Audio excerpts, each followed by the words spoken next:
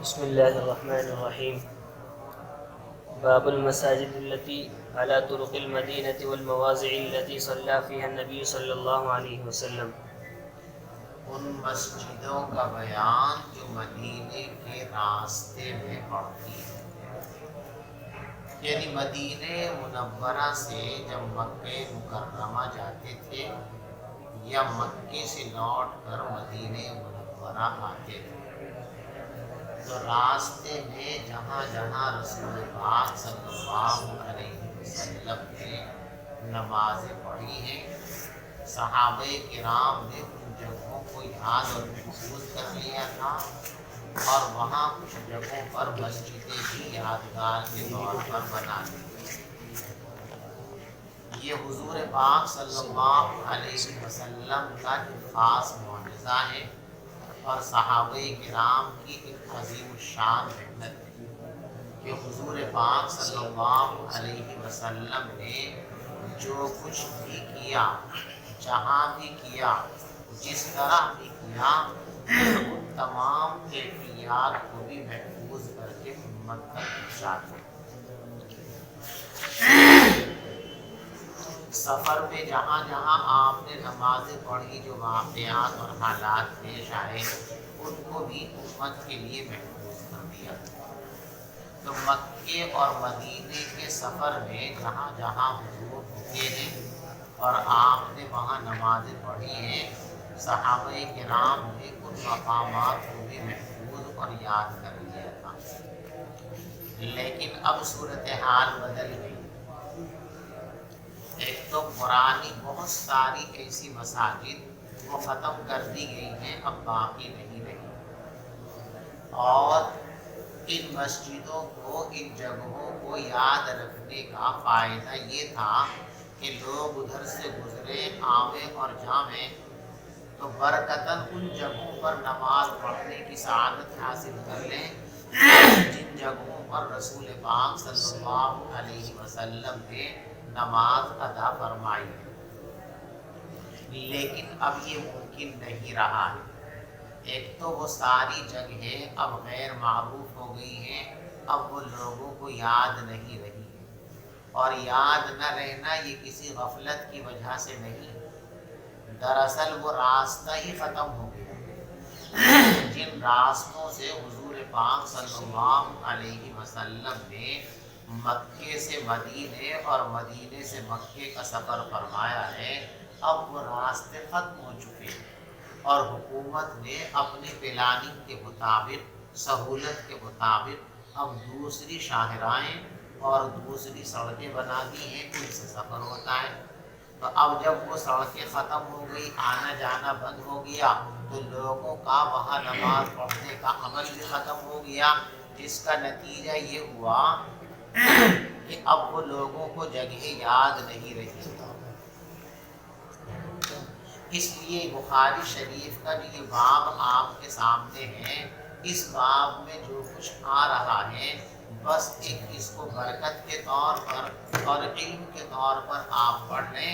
اب اس پر عمل کی کوئی صورت نہیں ہے، کیونکہ ان جگہوں پر نہ اب وہ مسجدیں ہیں، نہ علامتیں ہیں، نہ نشانات ہیں، اور نہ اب ادھر سے کوئی گزرتا ہے، نہ جاتا ہے، نہ آتا ہے۔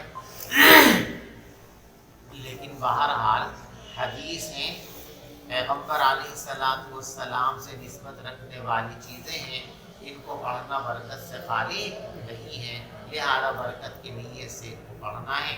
کوئی اس میں علمی بحث بھی نہیں ہے، صرف ان جگہوں کا تعارف ہے۔ میں آپ کے سامنے ترجمہ کر دیتا ہوں، تعارف آپ کو سمجھ میں آ جائے گا۔ بات سمجھے بھائی؟ وبه قال حدثنا محمد بن ابي بكر المقدمي قال حدثنا فضيل بن سليمان قال حدثنا موسى بن عقبة قال رأيت سالم بن عبد الله يتحرى أماكن من السليم۔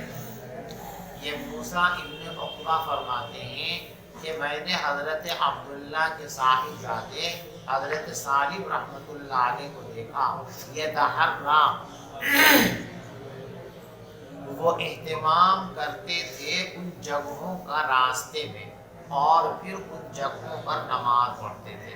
وہ راستے میں خاص جگہوں کو تلاش کرتے تھے اور ان جگہوں پر نماز پڑھا کرتے تھے۔ وَيُحَدِّثُ اور لوگوں کو بتاتے تھے أَنَّ أَبَاهُ كَانَ يُصَلِّي فِيهَا کہ ان کے والد محترم حضرت عبداللہ ابن عمر ان جگہوں پر نماز پڑھا کرتے تھے۔ وَأَنَّهُ رَأَى میرے ابا بھی پڑھتے تھے وہاں میں نماز، اور میرے والد محترم نے رسول پاک صلی اللہ علیہ وسلم کو ان جگہوں پر نماز پڑھتے ہوئے دیکھا تھا۔ قال وحدثني نافع عن ابن عمر انه كان يصلي في تلك الامكنه۔ دیکھو عبداللہ ابن عمر کے خاص شاگرد ہیں حضرت نافع رحمۃ اللہ علیہ، حضرت عبداللہ کے بیٹے ہیں حضرت سالم بن عبداللہ، دونوں ہی عبداللہ ابن عمر کے شاگرد ہیں اور دونوں ہی ان کے علوم کے وارث اور محافظ ہیں۔ راستے میں ان جگہوں کی تعیین کے سلسلے میں جہاں رسول پاک صلی اللہ علیہ وسلم نے دوران سفر نمازیں پڑھی ہیں ان کو نافع بھی بیان کرتے ہیں اور سالم بھی بیان کرتے ہیں، اور 99% جگہوں پر اتفاق ہے کہ جس جگہ کی نشاندہی نافع کرتے ہیں اسی جگہ کی نشاندہی سالم کرتے ہیں۔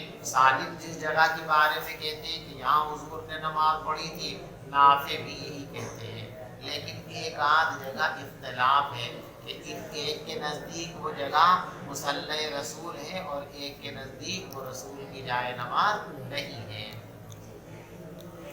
اور نافع حضرت عبداللہ ابن عمر سے نقل کرتے ہیں کہ حضرت عبداللہ ان جگہوں پر نماز پڑھتے تھے۔ وَسَأَلْتُ سَالِمًا فَلَا أَعْلَمُهُ إِلَّا وَافَقَ نَافِعًا۔ موسیٰ کہتے ہیں کہ میں نے سالم سے بھی ان جگہوں کے بارے میں پوچھا جہاں جہاں نافع نے کہا کہ عبداللہ نماز پڑھتے تھے، تو میں نہیں جانتا مگر یہ بات کہ تمام جگہوں کے بارے میں حضرت سالم نے حضرت نافع کی موافقت کی ہے۔ جب میں نے موسیٰ سے کہا کہ دیکھو، موسیٰ کہتے جب میں نے حضرت سالم سے کہا کہ نافع کہتے ہیں کہ عبداللہ یہاں نماز پڑھتے تھے، یہاں یہاں یہاں یہاں یہاں، حضرت سالم نے کیا فرمایا؟ بالکل ٹھیک، جہاں نافع فرما رہے ہیں میرے ابا حضور واقعتاً ان مقامات پر نماز سفر کے دوران پڑھا کرتے تھے۔ الا انہما اختلفا فی مسجد بشرف الروحا، البتہ دونوں کا اختلاف ہے اس مسجد کے بارے میں جو روحا کے ٹیلے پر بنی ہوئی ہے۔ روحا یہ ایک جگہ کا نام ہے، سمجھ میں آ رہی بات؟ اس روحا پر بھی ایک مسجد بنی ہے۔ نافع رحمۃ اللہ علیہ فرماتے ہیں کہ دوران سفر حضرت عبداللہ ابن عمر یہاں بھی نماز پڑھا کرتے تھے، لیکن حضرت سالم رحمۃ اللہ علیہ فرماتے ہیں کہ میں نے اپنے ابا حضرت عبداللہ ابن عمر کو کبھی سفر کے دوران اس جگہ نماز پڑھتے ہوئے نہیں دیکھا۔ تو اس ایک جگہ میں اختلاف ہے، باقی تمام جگہوں کے بارے میں دونوں کا بیان یہی ہے کہ حضرت عبداللہ ابن عمر یہاں پر نماز پڑھا کرتے تھے۔ چلیے وبه قال حدث کی روایت ہے، پڑھ دیتا ہوں۔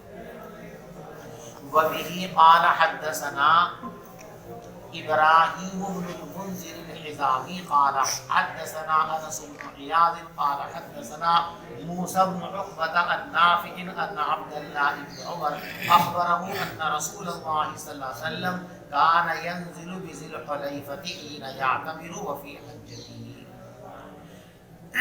فرماتے ہیں کہ رسول پاک صلی اللہ علیہ وسلم ذوالحلیفہ کے مقام پر رکتے تھے، اپنی سواری سے اترتے تھے جب بھی آپ عمرے کے لیے تشریف لے جاتے تھے۔ وفی حجتی حین حجہ، اور جب آپ نے حج فرمایا تو حج کے سفر میں بھی یہاں رکے۔ کہاں رکے تھے صاحب؟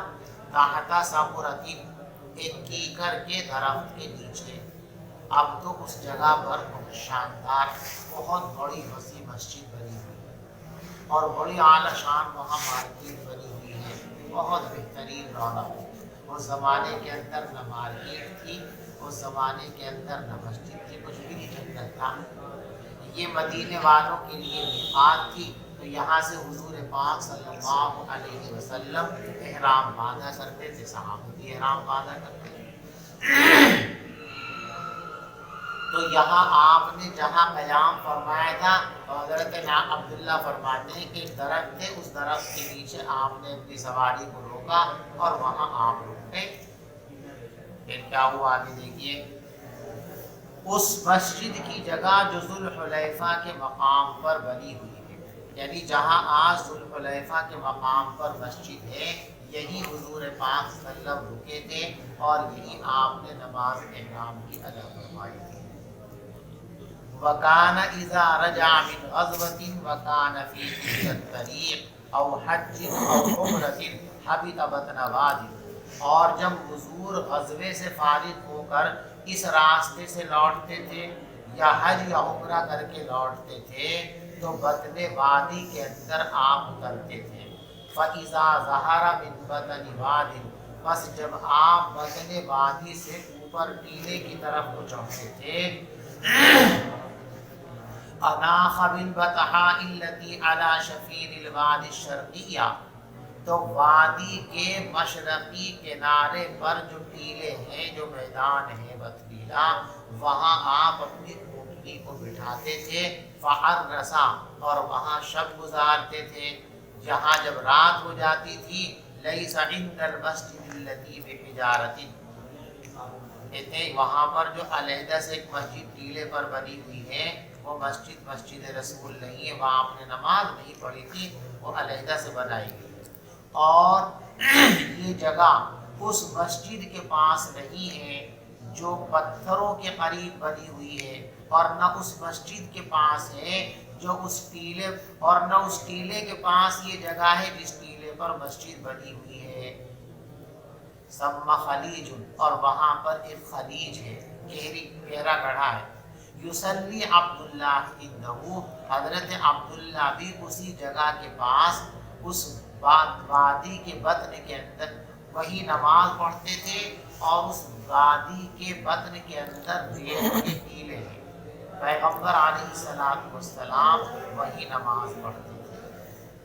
حضرت نافع رحمۃ اللہ علیہ فرماتے ہیں کہ ایک زمانے تک وہ وادی کا حصہ محفوظ تھا، اور وہاں میرے ابا نماز پڑھتے تھے، میرے استاد نماز پڑھتے تھے سفر میں۔ لیکن پھر ایسا ہوا کہ وہاں پر جو ہے پانی کا بہاؤ آیا، اور پانی کے بہاؤ کی وجہ سے اس زمین کا نقشہ بدل گیا۔ جہاں پانی کا بہاؤ ہوتا ہے تو وہاں ایسا ہوتا رہتا ہے کہ پہلے جہاں پانی بہتا تھا، اب وہ ادھر کو ذرا رک ہوا تو ادھر کی زمین کٹنی شروع ہو گئی، بہاؤ ادھر ہو گیا، ادھر یہ آگے، تو بہاؤ کی وجہ سے وہ زمین کٹ گئی، اب وہاں نماز پڑھنے کی جگہ باقی نہیں رہی۔ اس زمانے کی بات بتا رہے ہیں، بات سمجھئے۔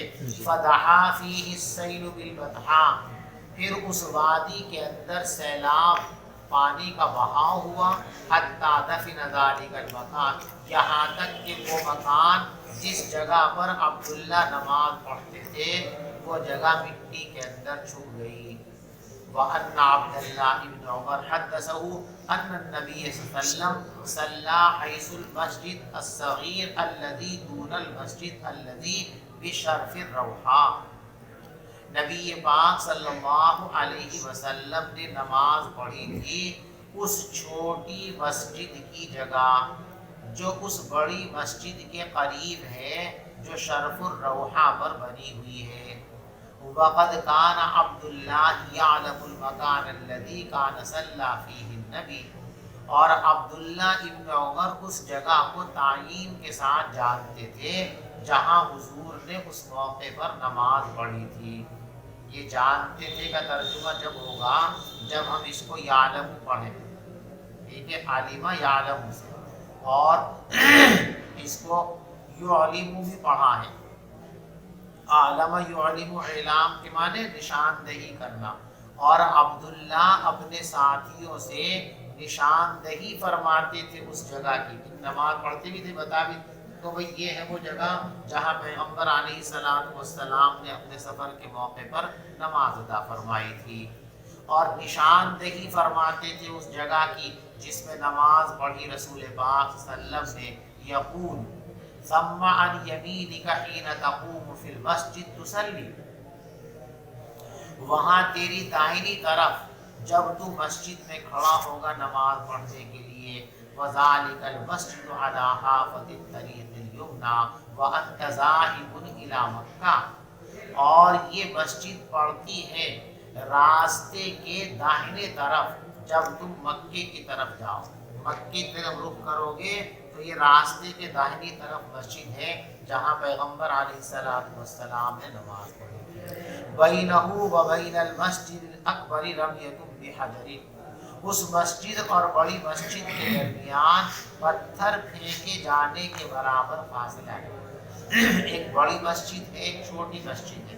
جو چھوٹی مسجد جہاں بنی ہوئی ہے حضور پاک صلی اللہ علیہ وسلم نے وہاں نماز پڑھی تھی۔ چھوٹی اور بڑی مسجد میں کتنا فاصلہ ہے؟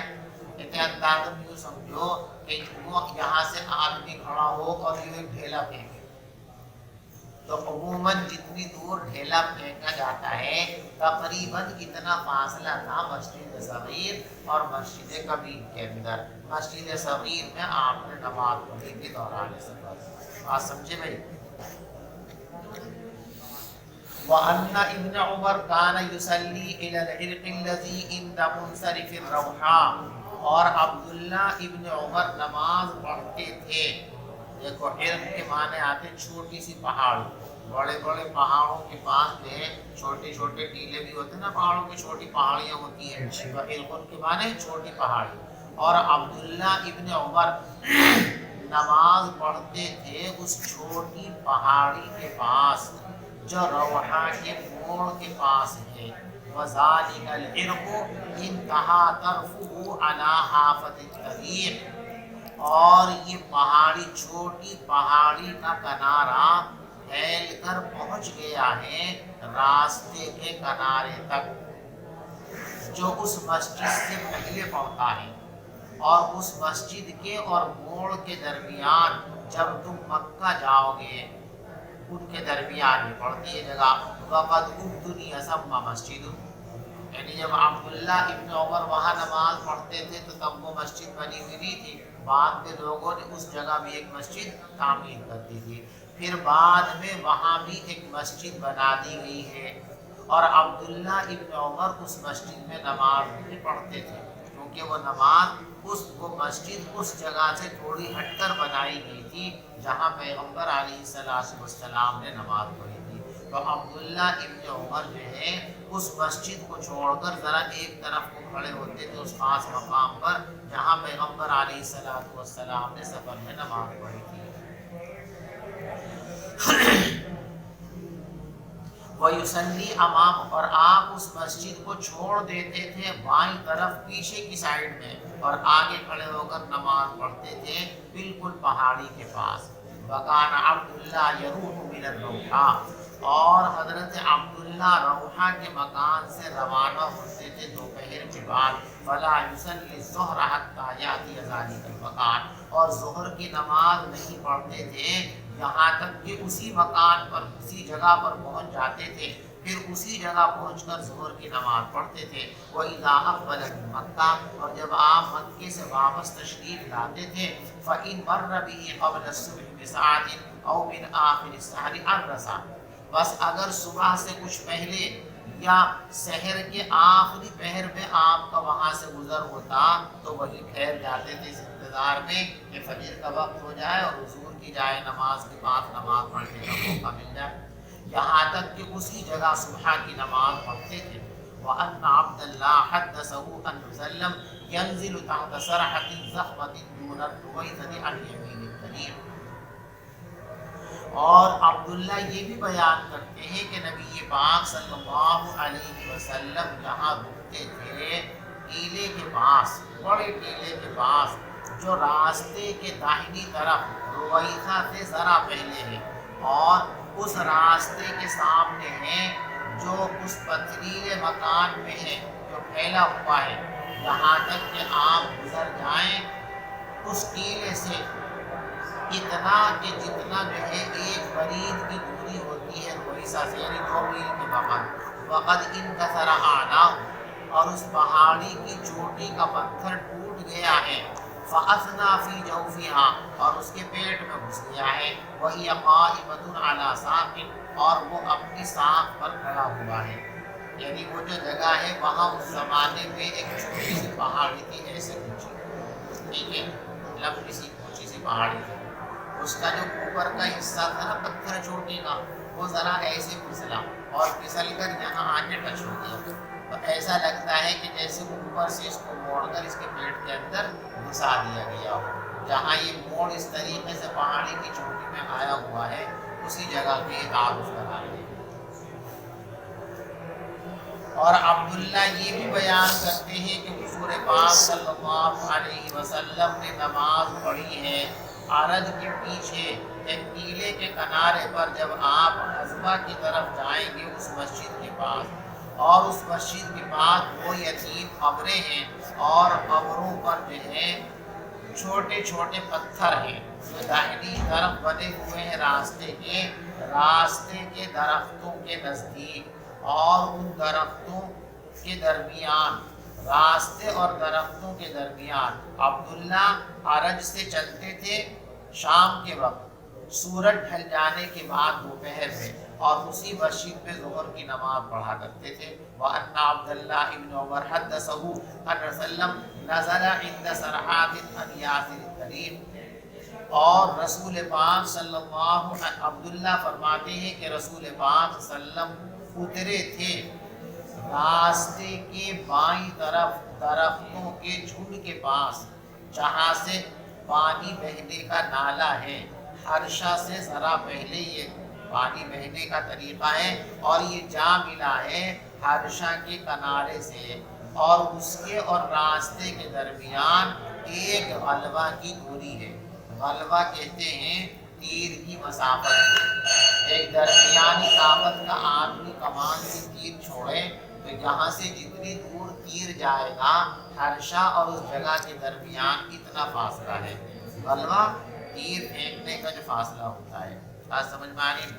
وَكَانَ عَبْدُ اللَّهِ ابْنُ عُمَرَ يُصَلِّي إِلَىٰ سَرْحَةٍ هِيَ أَقْرَبُ السَّرْحَاتِ إِلَى الطَّرِيقِ. اور عبداللہ ابن عمر اس سرحہ کے پاس نماز پڑھتے تھے جو راستے کے سب سے زیادہ قریب ہے, اور وہی سب سے اونچے اونچے پیڑ ہیں. وَأَنَّ عَبْدَ اللَّهِ ابْنُ عُمَرَ حَدَّثَهُ أَنَّ النَّبِيَّ صَلَّى اللَّهُ عَلَيْهِ وسلم كَانَ يَنزِلُ فِي الْمَسِيرِ الَّذِي فِي أَدْنَىٰ مَرْبِّ الزَّهْرَانِ قِبَلَ الْمَدِينَةِ حِينَ تَهْبِطُ مِنَ الصَّخْرَوَاتِ. عبداللہ یہ بھی فرماتے ہیں کہ حضور پاک صلی اللہ علیہ وسلم ٹھہرتے تھے اس بہاؤ کی جگہ جو مربع الزہران کے نزدیک ہے مدینے کی طرف سے. جب تم صخراوات سے اترو گے تو تم اترو گے اس بہاؤ اور نالے کے بیچ میں راستے کے بائیں طرف جب تم مکے جا رہے ہو, اور حضرت کے ٹھہرنے کی جگہ کے درمیان اور راستے کے درمیان فاصلہ نہیں ہے مگر پتھر پھینکے جانے کے برابر. وَأَنَّ عَبْدَ اللَّهِ ابْنَ عُمَرَ, اور حضرت عبداللہ ابن عمر رضی اللہ تعالیٰ نے یہ بھی بیان کیا کہ نبی پاک صلی اللہ علیہ وسلم ٹھہرتے تھے وادی ذی قوا میں, وَيَبِيتُ, اور یہی رات بسر فرماتے تھے یہاں تک کہ صبح ہو جاتی تھی. تو صبح کی نماز پڑھتے تھے جب آپ مکہ تشریف لاتے تھے. وہ مصلی رسول اللہ, اور پیغمبر علیہ الصلوۃ والسلام کی جائے نماز ایک موٹے سے ٹیلے پر تھی. لیس فی المسجد الذی بنی ثم, اس مسجد میں جو اب وہاں بنا دی گئی ہے وہ حضور کی جائے نماز نہیں ہے. ولکن اسفل من ذلک, بلکہ حضور کی جائے نماز اس ٹیلے سے ذرا نیچے کو, اس سے مسجد سے ذرا نیچے کو ہے ایک پھیلے ہوئے ٹیلے پر.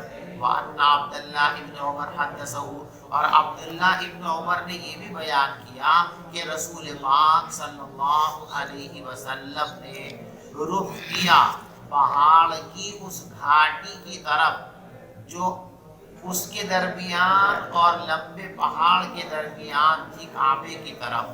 فجعل المسجد الذي بني ثم يسار المسجد بطرف الاقصى, بس آپ نے اس مسجد کو, یہ عبداللہ کے شاگرد بیان کیا, عبداللہ جنوہ پڑھتے تھے, تو عبداللہ نے اس بنی ہوئی مسجد کو جو وہاں بنی ہوئی ہے بائیں طرف کیا ٹیلے کی طرف, اور پیغمبر علیہ الصلوۃ والسلام کی جائے نماز اس سے ذرا نیچے تھی کانے ٹیلے پر، جو اس دوسرے والے ٹیلے سے 10 ہاتھ کی فاصلے پر یا تقریباً اس کے برابر، پھر وہاں تم نماز پڑھو دونوں گھاٹیوں کی طرف، پہاڑ کے دونوں گھاٹیوں کی طرف رخ کر کے، جو تمہارے اور مکے کے درمیان واقع ہوگی۔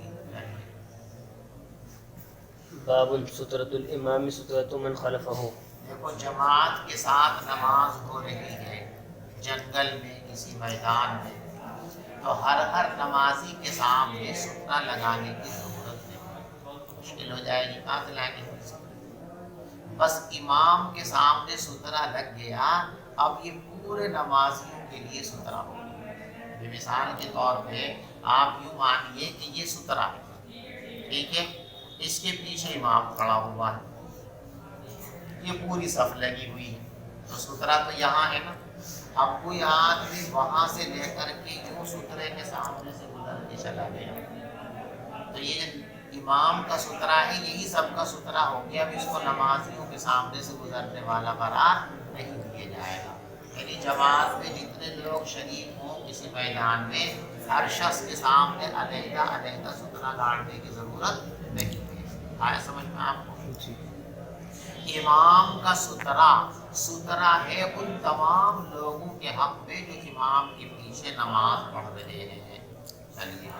وبه قال حدثنا عبد الله بن يوسف قال حدثنا مالك عن ابن شهاب عن عبيد الله بن عبد الله بن عتبة أن عبد الله بن عباس أنه قال أقبلت راكبا على حمار أتان وأنا يومئذ قد ناقص۔ عبداللہ ابن عباس رضی اللہ تعالیٰ عنہ فرماتے ہیں کہ میں ایک گدھی پر سوار ہو کر کے آیا، اور اس وقت میں قریب البلوغ تھا، اور پیغمبر علیہ السلام بنا میں لوگوں کو نماز پڑھا رہے تھے، اور آپ کے سامنے کوئی دیوار وغیرہ نہیں تھی۔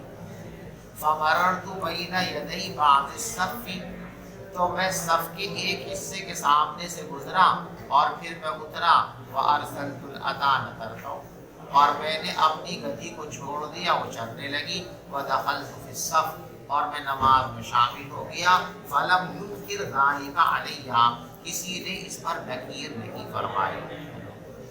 وبه قال حدثنا إسحاق قال حدثنا عبد الله بن نمير قال حدثنا عبد الله عن نافع عن ابن عمر أن رسول الله صلى الله عليه وسلم كان إذا خرج يوم العبد أمر به يوم العيد۔ حضور پاک صلی اللہ علیہ وسلم جب عید کے دن عیدگاہ جاتے، دیکھو ہمارے یہاں جو عیدگاہ ہے یہاں دیواریں قبلی بنی ہوئی ہے، ہر عیدگاہ کے اندر سامنے ایک دیوار بنی ہوئی ہے، وہاں لوگ نماز پڑھتے ہیں۔ اس زمانے کی عیدگاہ صرف ایک میدان تھا، وہاں کوئی دیوار کوئی آڑ وغیرہ بنی ہوئی نہیں تھی، اس لیے جب حضور عیدین پڑھنے کے لیے جاتے تھے تو سترے کا انتظام کیا جاتا تھا، آپ کے سامنے ایک سترہ گاڑ دیا جاتا تھا تاکہ کوئی نمازیوں کے سامنے سے نہ گزر سکے۔ جب حضور عید کے دن نکلتے تھے مدینے سے تو نیزہ ساتھ لینے کا حکم فرماتے تھے، فتوضع بین یدیہ، اور وہ نیزہ آپ کے سامنے گاڑ دیا جاتا تھا، فیصلی الیہا، تو حضرت اس کو سامنے لے کر نماز پڑھتے تھے، والناس وراءہ، اور لوگ آپ کے پیچھے صف بند ہوتے تھے۔ وکان یفعل ذلک فی السفر، اور آپ سفر میں بھی یہی انداز اختیار فرماتے تھے۔ فمن ثم اتخذها الامراء، اور عمر نے بھی اسی حدیث سے یہ سنت اختیار کی ہے کہ بعد میں جب عمرہ جاتے تھے عیدگاہ میں نماز پڑھانے کے لیے تو وہ بھی اسی طریقے سے سترہ لے کر کے جاتے تھے۔ وبه قال حدثنا أبو الوليد قال حدثنا شعبة عن عون بن أبي جحيفة قال سمعت أبي يقول أن النبي صلى الله عليه وسلم بهم بالبطحاء وبين يديه عنزة الظهر ركعتين والعصر ركعتين تمر بين يديه المرأة والحمار۔ رسول پاک صلی اللہ علیہ وسلم نے صحابہ کو بطحا کی جگہ نماز پڑھائی، اور آپ کے سامنے ایک چھوٹا بلم گھوڑا دیا تھا۔ کون سی نماز پڑھی تھی؟ ظہر کی 2 رکعت پڑھی تھی اور عصر کی بھی 2 رکعت پڑھی تھی۔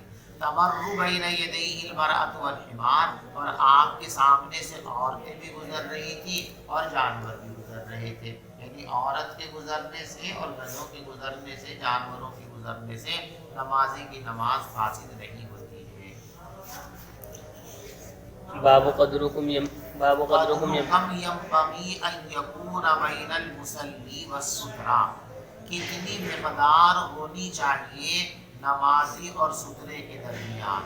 جہاں نمازی کھڑا ہے کسی میدان میں نماز پڑھنے کے لیے، اب اسے سترہ لگانا ہے تو اس نے وہاں لگایا 10 میٹر کے فاصلے پر سترہ، تو 10 میٹر تک کا راستہ روک کے کھڑا ہوگی، لوگوں کو زحمت ہوگی کہ نہیں ہوگی؟ اس لیے بس سترہ اپنے قریب ہونا چاہیے، جہاں سجدے میں اس کا سر جائے گا نا اس سے آدھا فٹ 1 فٹ آگے تک بس رہے، تاکہ اس کی نماز بھی محفوظ رہے اور گزرنے والوں کے لیے، لوگوں کے لیے راستے میں تنگی بھی پیدا نہ ہو۔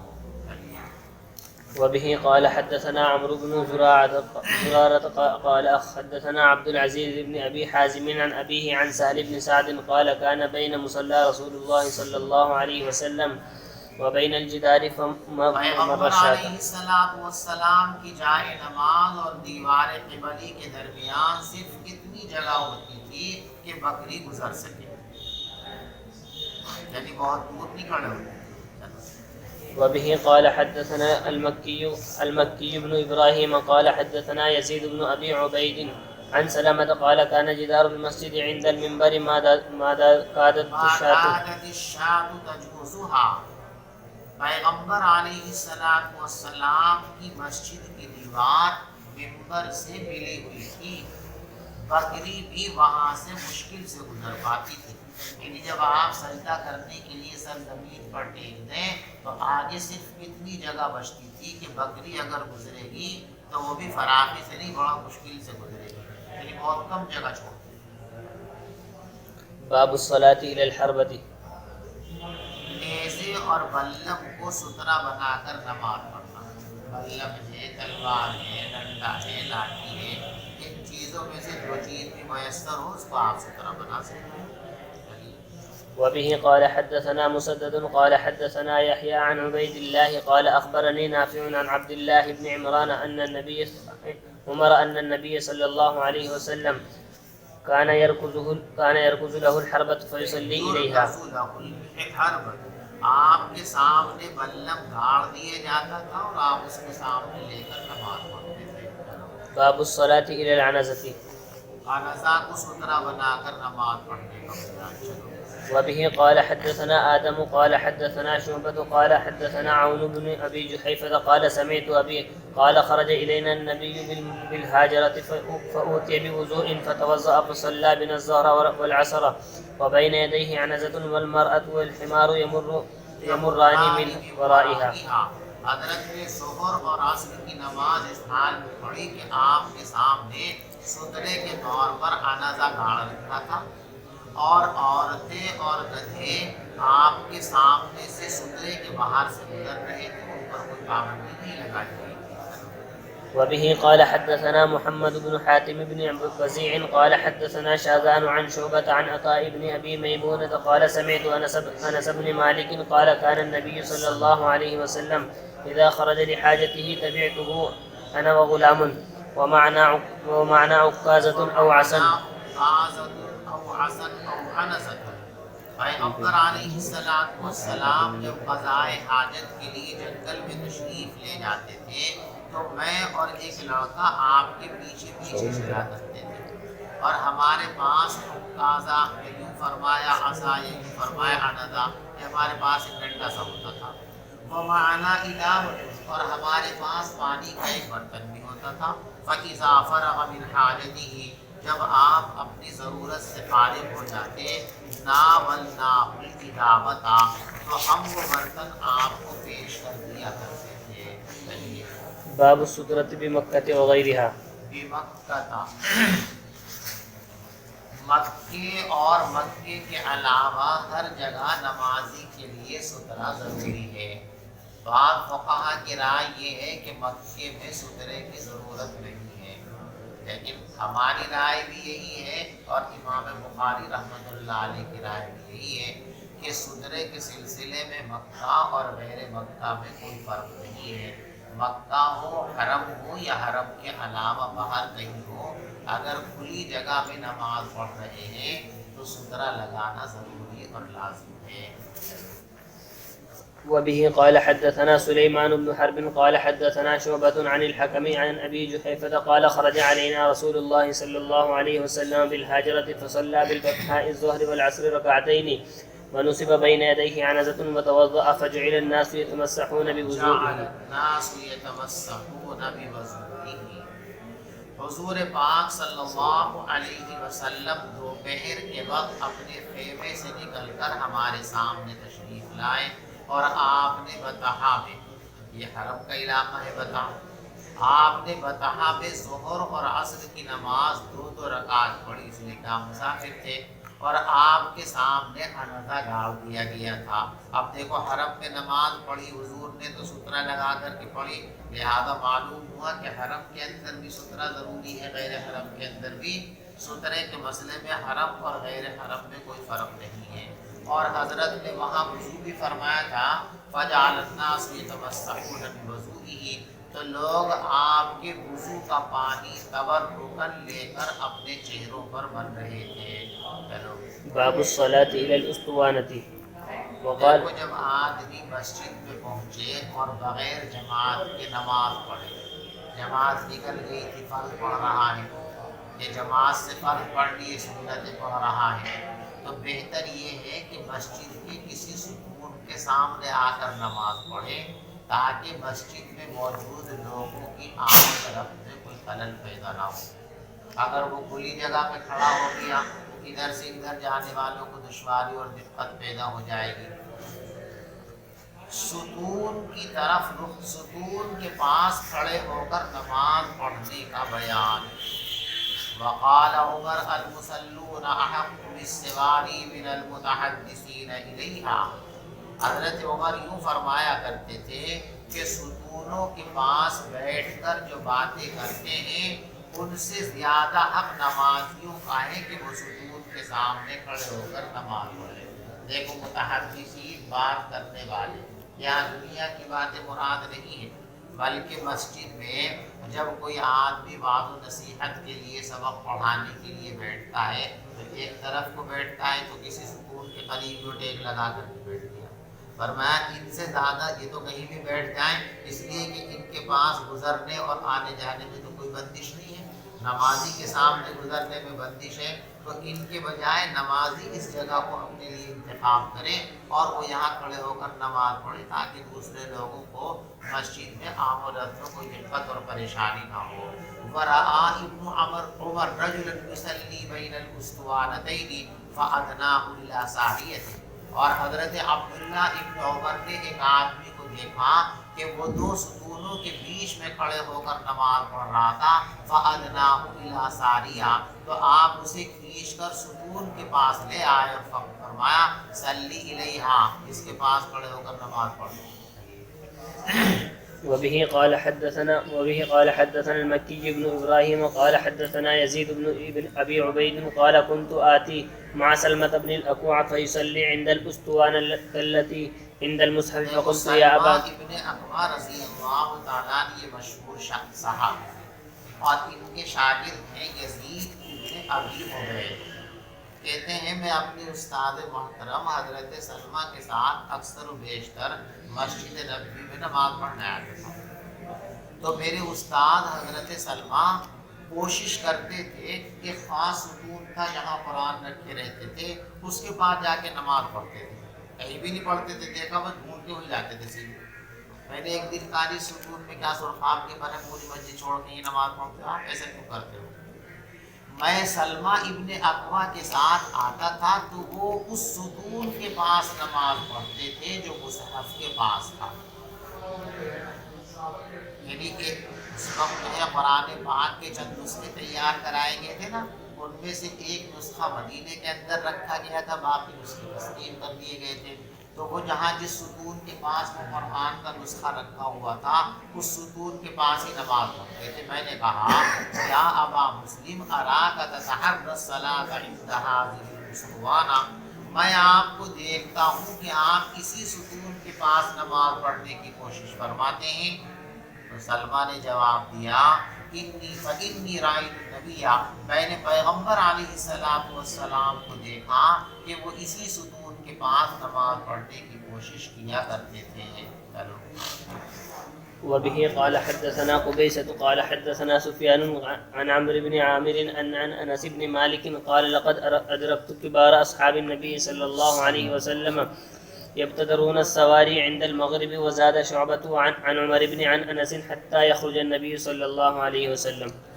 حضرت انس بن مالک رضی اللہ تعالیٰ عنہ فرماتے ہیں کہ میں نے بڑے بڑے صحابہ کرام کو دیکھا کہ وہ مغرب کی نماز کے وقت تیزی کے ساتھ ستونوں کے پاس جاتے تھے، اور شعبہ کی روایت میں یہ بھی ہے کہ یہاں تک کہ حضور ہمارے پاس تشریف لاتے تھے۔ مغرب کی اذان ہوئی، اذان کے بعد حضرت اپنے حجرے مبارکہ سے تشریف لاتے تھے مصلی پہ۔ یہ جو بیچ میں وقفہ ہوتا تھا تو بہت سارے صحابہ کرام جلدی جلدی ستونوں کے سامنے کھڑے ہوتے تھے۔ ستونوں کے سامنے اس لیے تاکہ آنے جانے والوں کو گزرنے میں دقت نہ ہو، اور جلدی سے 2 رکعت نماز پڑھ لیا کرتے تھے۔ یہ 2 رکعت نماز سنت نہیں، جیسے ظہر سے پہلے 4 رکعت سنت مؤکدہ ہے، فجر سے پہلے 2 رکعت سنت مؤکدہ ہے۔ یہ مغرب کے وقت جو 2 رکعت بعض صحابہ کرام پڑھا کرتے تھے یہ سنت نہیں ہے۔ پہلے ہم آپ کو یہ بات اسی کتاب کے سبق میں تفصیل سے بتا چکے ہیں کہ بہت سے کام رسول پاک صلی اللہ علیہ وسلم نے اسی مسئلے کی وضاحت کے لیے فرمائے ہیں۔ یہ جو اس وقت نماز پڑھنے کی آپ نے صحابہ کو اجازت دی تھی اور آپ کے صحابہ نماز پڑھا کرتے تھے، یہ دراصل ایک مسئلے کی وضاحت تھی۔ وہ مسئلہ یہ تھا کہ عصر کی نماز کے بعد نوافل پڑھنا مکروہ ہے، ٹھیک ہے؟ تو اب یہ کراہت کا منتہا کیا ہے؟ یعنی یہ کراہیت کب تک باقی رہتی ہے؟ غروب آفتاب تک یا ادائے صلاۃ مغرب تک؟ عصر کے بعد ادائے صلاۃ مغرب کا وقت آتا ہے۔ کسی کو یہ غلط فہمی ہو سکتی تھی کہ غروب آفتاب کے بعد بھی جب تک نماز مغرب ادا نہ کر لی جائے تب تک جو ہے یہ نفل پڑھنے کی اجازت نہیں ہے۔ یہ وضاحت کرنے کے لیے کہ ادائے صلاۃ مغرب جو ہے وہ منتہا ممانعت کا نہیں ہے، بلکہ ممانعت کا منتہا ہے غروب آفتاب۔ کہ آفتاب غروب ہو گیا، اب اس کے بعد مغرب کی نماز پڑھی گئی ابھی یا نہیں پڑھی گئی، آپ اگر چاہیں تو نوافل پڑھ سکتے ہیں۔ سمجھ شریف میں آگے حرم شریف میں عموماً امام صاحب اذان کے کافی دیر بعد آتے ہیں، تو اتنا وقت رہتا ہے، اس لیے بہت سارے لوگ وہاں نماز پڑھتے ہیں۔ تو نماز پڑھنا اس وقت حضور کی سنت نہیں ہے، اس لیے کہ ایک مسئلے کی وضاحت کے لیے بات کہی گئی۔ اسی لیے روایت میں نے آپ کو بتائی تھی، صلو قبل المغرب، صلو قبل المغرب، مغرب سے پہلے نماز پڑھ سکتے ہو، مغرب سے پہلے نماز پڑھ سکتے ہو۔ اور تیسرا صلو قبل المغرب لمن شاء، جو چاہے وہ مغرب سے پہلے نماز پڑھ سکتا ہے۔ اور پھر راوی نے وہاں فرمایا کراہیت ان یتخذ الناس سنہ، یہ جو لمن شاء کا لفظ حضرت نے بڑھایا ہے اس کی وجہ یہ تھی کہ لوگ اس کو سنت لازمہ نہ سمجھ بیٹھے، تو یہ سنت نہیں ہے، جائز ہے، کوئی پڑھنا چاہے تو پڑھ سکتا ہے۔ آپ کا بھی من چاہے کبھی، جیسے مثال کے طور پر رمضان میں ہمارے یہاں اذان مغرب اور اقامت صلاۃ میں کافی وقفہ ہوتا ہے، روزے داروں کی رعایت میں کچھ انتظار کرتے ہیں کہ لوگ گھر سے اپنے افطار کر کے اطمینان سے آ جائیں، سب کو نماز مل جائے جماعت کے ساتھ۔ اگر آپ بھی اس وقت میں نفل پڑھنا چاہیں تو پڑھ سکتے ہیں، اجازت ہے۔ بات سمجھ شریف ماری سنت نہیں ہے، جائز ہے، بطور جیسے 24 گھنٹے میں اوقات مکروہہ کو چھوڑ کر آپ جب چاہیں جتنی چاہیں نماز نفل پڑھ سکتے ہیں، تو یہ بھی ممنوعہ اوقات سے خارج ہے یہ وقت۔ اس وقت بھی اگر کوئی نفل پڑھنا چاہے جماعت میں دیر ہو وقت ہو، آپ نماز پڑھنا چاہیں تو پڑھ سکتے ہیں۔ میرے پیر حضرت مفتی مظفر حسین صاحب نور اللہ مرقدہ کے جو پیر ہیں حضرت مولانا شاہ اسعد اللہ صاحب نور اللہ مرقدہ، جو حضرت تھانوی نور اللہ مرقدہ کے خلیفہ ہیں اور مذاہب کے ناظم اعلیٰ تھے اپنے زمانے میں، وہ رمضان میں ایسا کر لیا کرتے تھے. کیونکہ عام طور سے ہمارے یہاں عام دنوں کے اندر تو مغرب کی اذان میں اور جماعت میں اتنا وقفہ عموماً مسجدوں میں نہیں ہوتا کہ کوئی بیچ میں نماز پڑھ سکے. اگر نماز پڑھے گا تو اس کی تکبیر اولیٰ تو کم سے کم چھوٹ ہی جائے گی، جماعت کی رکعت میں نہ نکلے. لیکن رمضان میں ہماری مسجدوں میں ایسا ہوتا تھا تو ہمارے پیر دادا پیر جو ہیں حضرت مولانا شاہ اسعد اللہ صاحب نور اللہ مرقدہ، وہ کبھی کبھی رمضان میں ایسا کر لیا کرتے تھے. میرے استاد محترم حضرت مولانا مفتی سعید احمد صاحب پالنپوری نور اللہ مرقدہ نے یہ بات بیان فرمائی ہے کہ میں نے رمضان کے مہینے میں حضرت شاہ صاحب رحمۃ اللہ علیہ کو ایسا کرتے ہوئے دیکھا ہے. تو اس وقت میں نماز پڑھنا جائز ہے لیکن سنت نہیں ہے. غیر مقلدین اس پر مصر ہے کہ یہ بھی سنت ہے، لیکن راوی نے خود صراحت کر رکھی ہے کراہت ان یتخذ الناس سنہ، کہ حضرت نے لمن شاء اس لیے فرمایا کہ کوئی اس کو سنت نہ سمجھ بیٹھے. اور اگر یہ سنت ہوتی تو لمن شاء نے پھر تو سیدھا سیدھا سلو پڑھو، اور آپ بھی ہمیشہ پڑھتے اور تمام صحابہ بھی ہمیشہ پڑھتے. لیکن ایسا جائز ہے، جس کا دل چاہے پڑھ لے، جس کا دل چاہے.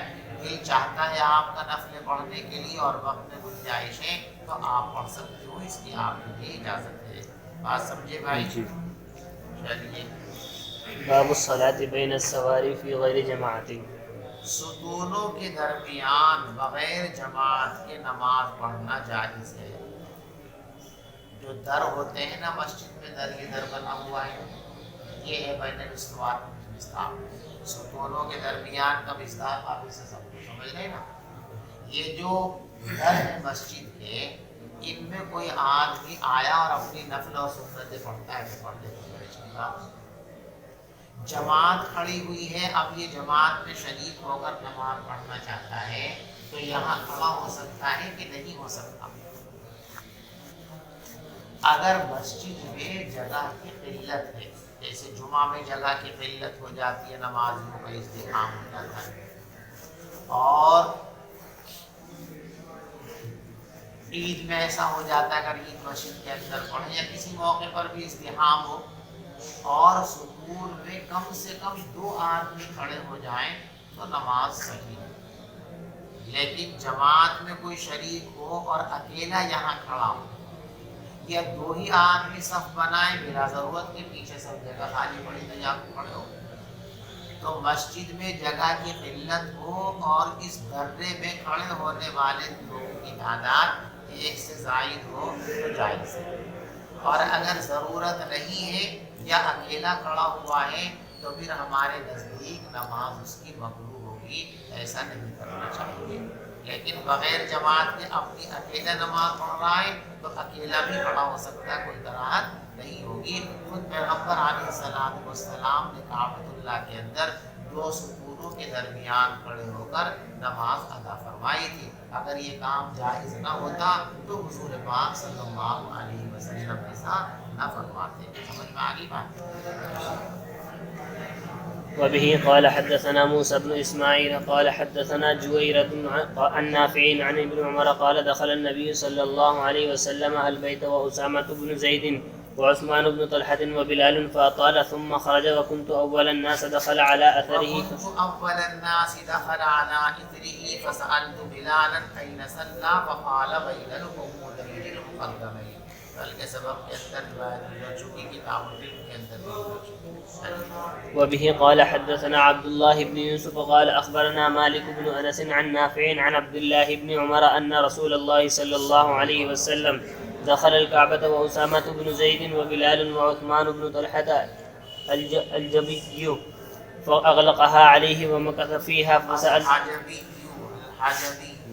الحجبي فأغلقها عليه ومكث فيها فسألت بلالا حين خرج ما صنع النبي صلى الله عليه وسلم قال جعل عمودا عن يساره وعمودا عن يمينه وثلاثة أعمدة وراءه وكان البيت يومئذ على 6 أعمدة ثم صلى وقال لنا إسماعيل حدثني مالك فقال عمودين عن يمينه. بائیں طرف ایک ستون تھا اور دائیں طرف 2 ستون تھے اور یہ روایت صحیح ہے.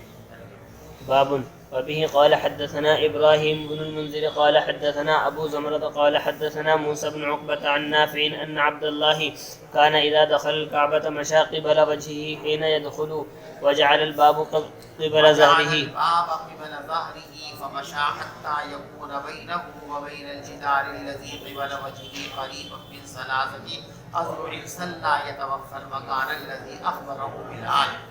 کوشش کر رہے تھے اس جگہ کھڑے ہونے کی جس جگہ کے بارے میں حضرت بلال نے بتایا تھا کہ نبی پاک صلی اللہ علیہ وسلم نے یہاں نماز پڑھی. قالا اور عبداللہ ابن عمر فرمایا کرتے تھے وَلَيْسَ عَلَىٰ أَحَدِنَا بَأْسٌ إِنْ صَلَّىٰ فِي أَيِّ نَوَاحِي الْبَيْتِ شَاءَ. حضرت نے جہاں نماز پڑھی تھی کھڑے ہو کر کعبے میں جانے کا موقع ملے اللہ کو یہ دولت دے دے تو وہاں پڑھنے کا موقع ملے نور علی نور، ورنہ کعبے کی کسی بھی گوشے اور کونے میں کھڑے ہو کر نماز پڑھنے ہو جائے گی نماز. باب الصلاة إلى الراحلة والبعير والشجر والرحل. دیکھو پر جب کجاوا نہ ہو تو وہ بعیر، اور جب کجاوا لگا دیے جائیں تو پھر اس کو راحلہ کہتے ہیں. یعنی اونٹ یوں ہی کھڑا ہو یا کجاوا اس پر لگا دیا گیا ہو اس کو بھی سترہ بنا سکتے ہیں. سواری اور اونٹ کو سترہ بنا کر نماز پڑھنا، اسی طریقے سے درخت کو سترہ بنا کر نماز پڑھنا، کجاوے کو سترہ بنا کر کے نماز پڑھنا. اونٹ کے اوپر سے کجاوا اتار کر زمین پر رکھا ہوا ہے اس کے سامنے کھڑے ہو کر نماز پڑھ لو تو یہ سب چیزیں بھی سترے کا کام دے سکتی ہیں. وبه قال حدثنا محمد بن أبي بكر المقدمي البصري قال حدثنا معتبر بن سليمان عن عبيد الله بن عمر عن نافع عن ابن عمر عن النبي صلى الله عليه وسلم أنه كان يعرض راحلته فيصلي إليها. قلت أفرأيت إذا هبت الركاب؟ قال كان يأخذ الرحل فيعد له فيصلي إلى آخرته أو قال مؤخره وكان ابن عمر يفعله. باب الصلاة إلى السرير. چارپائی کو سترہ بنا کر نماز پڑھنا. اگر سترے کے لیے چارپائی نمازی اپنے سامنے کھڑے کر دیں تو وہ سترہ ہے یا سترہ نہیں ہے؟ دیکھو 2 صورتیں. چارپائی میں 4 پائے ہوتے ہیں نا. اب 4 پائی یہاں بچھی ہوئی ہے، ایک پایا اس کا یہ ہے اور ایک پایا اس کا یہ ہے. ایک آپ اس پائے کی بالکل سیدھ میں کھڑے ہو گئے تو یہ زمین سے لے کر اوپر پہنا آپ کے سامنے، اس کو بھی اتفاق سترہ بنانا درست ہے. یہ والا پایا ہے، اس پائے کی بالکل محاذات میں آپ کھڑے ہو گئے، پائے کو سترہ بنا لینا. تو 4 پائی کے پائے کو سترہ بنا کر نماز پڑھنا یہ تو بالاتفاق جائز ہے، کسی کا اختلاف اس میں نہیں. لیکن حضرت امام بخاری رحمۃ اللہ علیہ اس میں توسع فرماتے ہیں کہ جس طرح 4 پائی کے پایوں کو آپ سترہ بنا سکتے ہیں، 4 پائی کی جو باں ہے جس کو پٹی کہتے ہیں اس کو بھی آپ سترہ بنا سکتے ہیں. یعنی یہ 4 پائی یوں بچھی ہوئی ہے، آپ یہاں بیچوں بیچ کھڑے ہو جائیں نماز پڑھنے تو یہ 4 پائی آپ کے لیے سترہ ہے. لیکن ہمارے نزدیک اس صورت میں یہ سترہ اس لیے کہ سترہ زمین میں گاڑا جاتا ہے، زمین سے شروع ہوتا ہے نا، اور یہ جو 4 پائی کی پٹیاں ہیں یہ زمین سے تھوڑی ٹکی ہوئی ہیں، یہ تو زمین سے اوپر اٹھی ہوئی ہیں. بات سمجھ میں آ رہی؟ لہذا بیچوں بیچ کھڑے ہو کر 4 پائی کو سترہ بنائے تو یہ سترہ نہیں بنے گا. ہاں پائے کے سامنے کھڑے ہو کر پائے کو سترے کی حیثیت دے گا تو یہ سترہ سب کے نزدیک درست ہوگا. اور امام بخاری کے توسع ہے، وہ کہتے ہیں پوری 4 پائی بچھی ہوئی ہے، اس کے مد مقابل آپ کہیں بھی کھڑے ہو جاؤ، پائے کے سامنے کھڑے ہو جاؤ، باں اور پٹی کے سامنے کھڑے ہو جاؤ، ہر حال کے اندر وہ 4 پائی سترے کا کام دے گی اور اس کے ادھر سے گزرنے والا نمازی کے سامنے سے گزرنے والا نہیں سمجھا جائے گا. بہت جلدی سے بھائی. وبه قال حدثنا عثمان بن أبي شيبة قال حدثنا جرير عن منصور عن إبراهيم عن الأسود عن عائشة قال أعدلتمونا بالكلب والحمار لقد رأيتموني مستجعة على السرير فيجيء النبي صلى الله عليه وسلم فيتوسط السرير. حضرت عائشہ کے سامنے کسی نے یہ روایت بیان کی کہ عورت اگر نمازی کے سامنے سے گزر جائے تو اس کی نماز ختم ہو جائے گی. حضرت نے فرمایا کہ تم ہمیں گدھے سے بھی برا سمجھو. روایتوں میں ہے کہ گدھا آپ کے سامنے سے گزرا تو نماز نہیں ٹوٹی, تو عورت گدھے سے پوری ہوگی وہ سامنے سے گزرے گی تو نماز ٹوٹ جائے گی. ایسا کچھ نہیں ہے. میں تو نماز میں حضرت کے سامنے لیٹی رہتی تھی.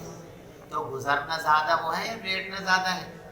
گزرنا تو ایک لمحے کی چیز ہے, لیٹنا تو مستقل ہے. تو جب میرے لیٹے رہنے کے باوجود حضور کی نماز فاسد نہیں ہوئی تھی تو گزرنے سے کیسے فاسد ہو سکتی ہے؟ سمجھ گئے بھائی؟ حضرت عائشہ نے فرمایا عادلتمونا بالکلب والحمار, تم نے ہمیں کتے اور گدھے کی برابر بنا دیا. میں نے تو اپنے آپ کو دیکھا کہ میں چارپائی پر یعنی بستر پر لیٹی رہتی تھی. فیجیء النبی, اور پیغمبر علیہ السلام آتے تھے. فیتوسط السریر, اور چارپائی کے بیچوں بیچ کھڑے ہو جاتے تھے اور نماز پڑھتے تھے. فاکرہ ان اصنعہ, میں آپ کے سامنے آنا پسند نہیں کرتی تھی. فانسل من قبل سریر, تو میں کھسک جاتی تھی چارپائی کے پایوں کی طرف, یہاں تک کہ میں اپنے لحاظ سے بھی باہر نکل آتی تھی. اب دیکھیں یہاں فرماتے ہیں کہ حضرت نے یہاں چارپائی کو سامنے رکھ کر نماز پڑھی, لیکن حضرت کا یہ استدلال کام نہیں. ایک چھوٹا سا کمرہ ہے, سامنے یہ دیوار ہے, یہاں کسی کے گزرنے کی ضرورت ہے؟ سترا تو میدان میں لگتا ہے. یہ تو چھوٹا سا کمرہ ہے, سترے کی ضرورت نہیں, تو چارپائی کو سترا تھوڑی بنایا تھا. کہیں آپ کھلے میں نماز پڑھتے اور وہاں چارپائی آپ کے سامنے ایسے بچھی ہوتی اور آپ یہاں کھڑے ہو کے نماز پڑھتے, تو یہ مسئلہ طے تھا کہ چارپائی کو سترا بنا سکتے ہیں. یہاں چارپائی سترے کے طور پر بھی ہے تو پیچھے بھی لیٹنے کے لیے, اور یہاں سترا لگانے کی ضرورت ہی نہیں, اس لیے کہ یہاں کون گزرے گا؟ دن میں بھی یہاں نہیں گزرے گا, اور حضور یا تہجد کی نماز پڑھ رہے تو رات کو کون آئے گا یہاں کمرے میں کہ حضرت کے سامنے سے گزرے گا؟ تو یہاں سترے کی ضرورت نہیں ہے. چارپائی سترے کے طور پر بچھی ہوئی نہیں تھی, یوں بچھی ہوئی تھی. لہٰذا اس سے استدلال کرنا یہ تام استدلال نہیں ہے. لیکن بہرحال امام بخاری رحمۃ اللہ علیہ کا استدلال ہے کہ آپ کے سامنے چارپائی تھی, آپ نے اس کے بیچوں بیچ کھڑے ہو کر نماز پڑھی, تو معلوم ہوا کہ چارپائی کو سترا بنانا درست اور صحیح ہے. جیسے فرمایا امام کا سترہ تمام جماعتیوں کے لیے کافی ہے, تو انفرادی بھی کام دے گی یہ چیز؟ جب تک وہ سارے لوگ جماعت میں, جب تک وہ سترا سب کے لیے کافی. جماعت ختم ہو گئی, اب امام جو ہے نماز پڑھنا اپنے سترے کے سامنے, نمازی اپنی سنت نفلیں پڑھ رہے ہیں, تو اب یہ سترا سب